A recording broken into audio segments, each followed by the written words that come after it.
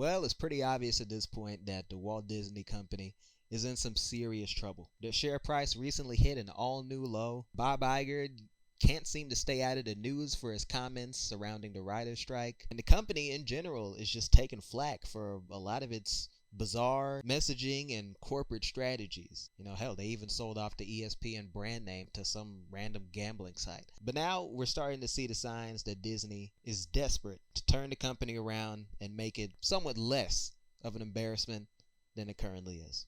Let's jump right into it. Alright, what's up, Fate Family? Jarvis Guy and Avoid Jarvis YT here, and today we're going to be talking about topics related to this article from Diverge.com entitled that Disney is actively exploring ways to crack down on password sharing.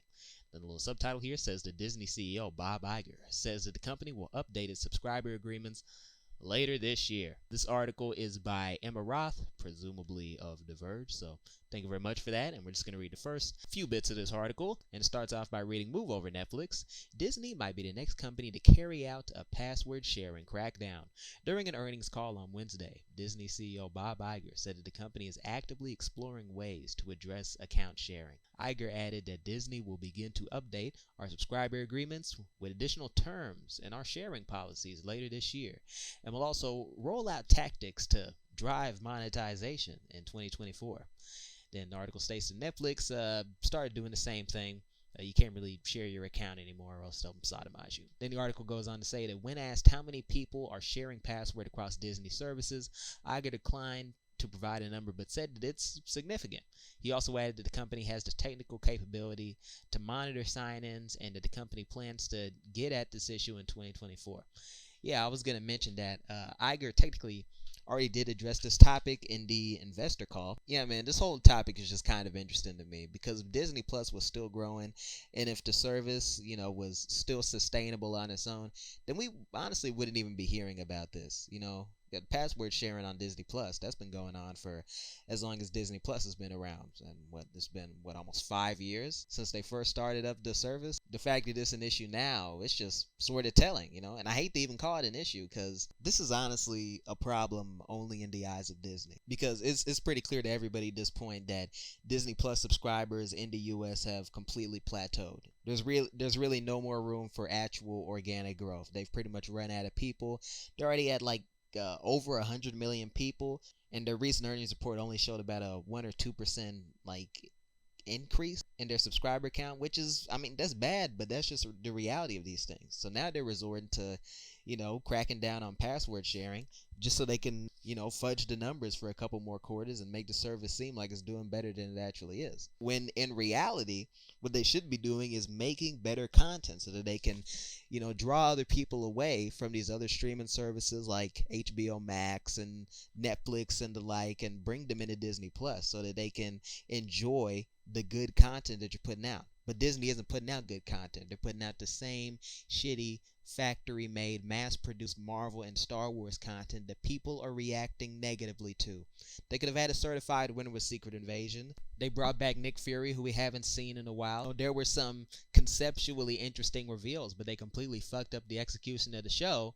And now Secret Invasion, which was supposed to promote the Marvels coming out later this year, is effectively a useless show because it couldn't do either of its jobs right. It couldn't perform well for Disney Plus, and it couldn't promote the Marvels well at all. So now that movie has to stand on its own. And with all the weird reactionary controversy surrounding the Marvels, that movie's going to have a very hard time, building a narrative about the movie itself rather than the stars or the woke agenda or whatever. So yeah, Disney is just fucking up. They're taking L's left and right. People aren't even really enjoying the new Ahsoka show they have going on because, there was a YouTube channel that did a video about it, and I think they summed it up pretty succinctly. With Ahsoka, you have to watch a bunch of Star Wars cartoons to actually understand it, and it's there are hundreds of episodes of Star Wars cartoons, and people don't want to sit back and watch all that shit just for a 8 or 10 episode Disney Plus series. Man, that's crazy as hell.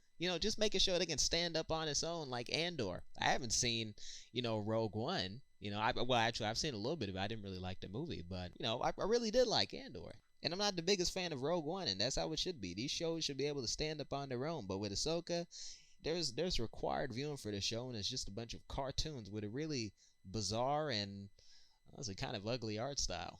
That's not the recipe for a successful show. But then again, what would Disney know about making successful shows? There was a time, namely up until late 2022, when they could put out terrible fucking shows like She-Hulk and still have them perform somewhat adequately. But now we're at the point where if they put out She-Hulk now, then they might have an issue where negative amounts of people are watching the show. So yeah, man, when you combine the fact that they can't make a successful show to save their lives, and the fact that they can't please the fans, with the fact that they've pretty much saturated the US and Canada market, and that's to say nothing of the international market where they're just hemorrhaging subscribers like crazy, it makes sense for Disney to crack down on password sharing, because that's really one of the only ways that, they can make any more money. I mean, it worked for Netflix, so why wouldn't it work here?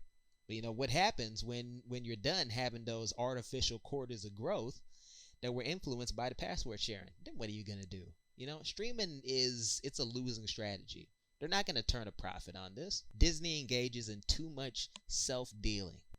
They don't understand how to entertain their audience. They're involved in too many businesses to make streaming successful. Because when it comes down to it, this is a battle that they're never going to win. Cannot overstate that enough. Either way, man, I think that's basically all I have to say about Disney, actively exploring ways to crack down on password sharing. Big thanks to The Verge for this article, for this sort of discussion starter. Well, I guess it's just a discussion with myself. So, what does that tell you about my mental health? Either way, man, I've been Jarvis, guy in the Void Jarvis YT. Thank you all for watching this editorial. It took a lot of work to make. I've slaved over this for 3 weeks. Thank y'all for watching.